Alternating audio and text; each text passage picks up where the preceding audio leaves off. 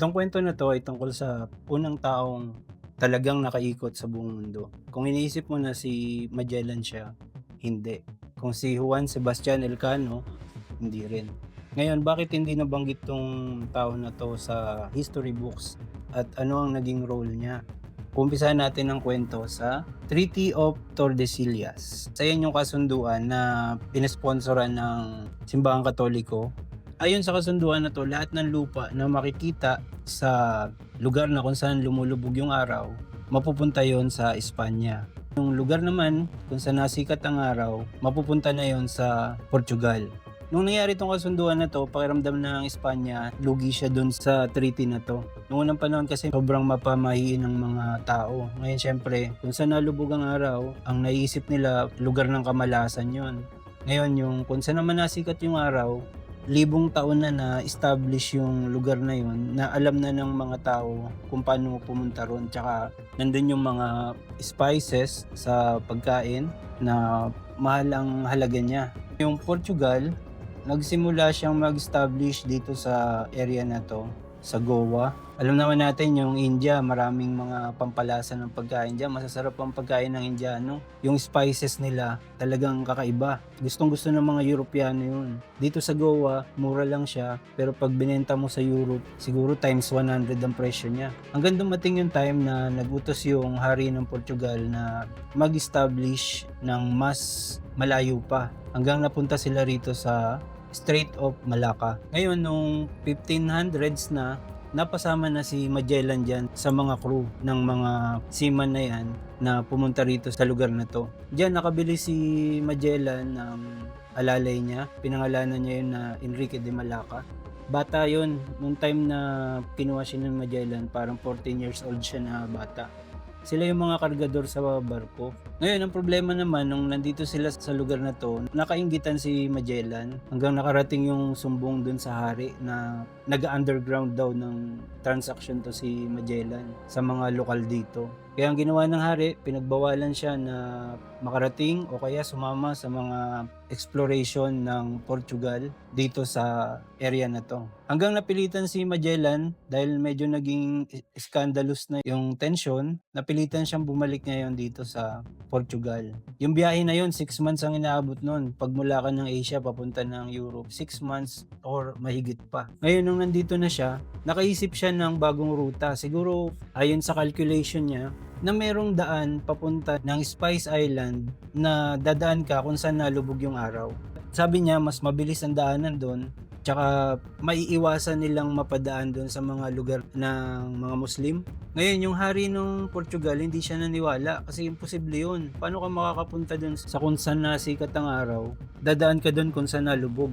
Kaya tinakwil siya nung hari, hindi pwede yan, kalukuhan yung sinasabi mo. Ngayon hanggang nung 1518, si Magellan mula sa Portugal lumipat siya ng Spain. Noong time na yun, kinausap niya si King Philip. Ngayon si King Philip, 19 years old siya na bata, na hari nung time na yun. Bagong hari pa lang siya. Tapos dahil yung Espanya, lahat ng pinuntahan nilang lugar dito sa kung saan nalubog yung araw, dinidiscover pa lang nila yan. Kumbaga hindi pa profitable yung exploration nila sa lugar na to. Kaya madali niyang nakumbinsi si King Philip. May alam siyang daan papunta dun sa Spice Island. Pero nag-agree si King Philip, pero yung majority nung tao sa paligid niya hindi naniniwala kasi imposible yun na mapupunta ka sa Spice Island, dadaan ka ng kung saan nalubog yung araw. Ang ginawa ng hari, nakipag-usap siya ngayon sa Simbahang Katoliko para ponduhan yung exploration na to. Ngayon alam ng hari na medyo patalo tong laban na to at napao siya, kumbaga palabra de honor niya. Kinausap niya ngayon yung Simbahang Katoliko kung meron silang pondo, yung Simbahang Katoliko na siyang mag-sponsor para sa exploration na to. Eto na, di napapayag na yung Simbahang Katoliko. Nakipag-usap naman yung Simbahang Katoliko dun sa mga taong malalaki magbigay ng abuloy. Nadagdagan pa nila yung abuloy para sa exploration na to. Nakalikom na sila ng pondo, ginawa na yung barko. Eto naman ang problema ngayon. Walang tao na gustong sumama sa biyahe na to. Kaya napilitan ng hari na isama ritong mga tao, yung mga preso, mga may malalaking utang, kumbaga mga pabugoy-bugoy sa lipunan.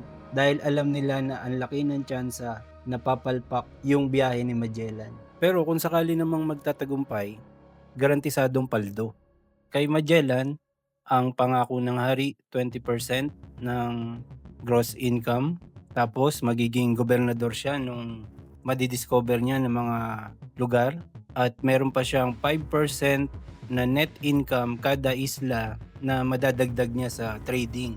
Para sa Espanya naman, napakalaking ambag ng expedition na 'to kung sakaling magtatagumpay. Makakahanap sila ng bagong ruta na hindi nila lalabagin yung Treaty of Tordesillas.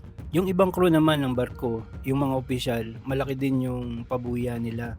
Yung mas maraming crew ng barko, yung mga preso, mga taong hinugot sa kulungan, mga may atraso sa lipunan, pagpapatawad naman ang ibibigay na pabuya ng hari sa kanila.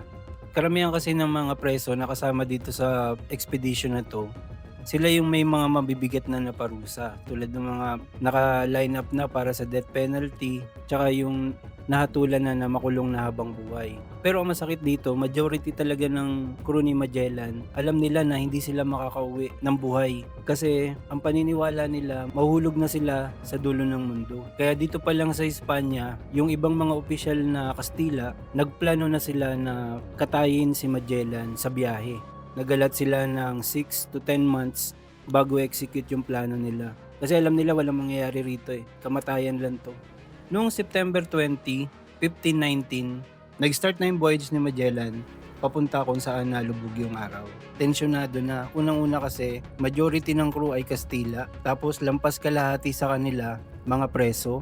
Napilitan lang silang masama sa voyage na to. Tapos pangalawa, ang pinaka-leader ng voyage ay isang Portugis na kalaban ng Kastila. Si Magellan naman, ang kasama niya, yung mga bayaw niya, tsaka ilang mga Portugis.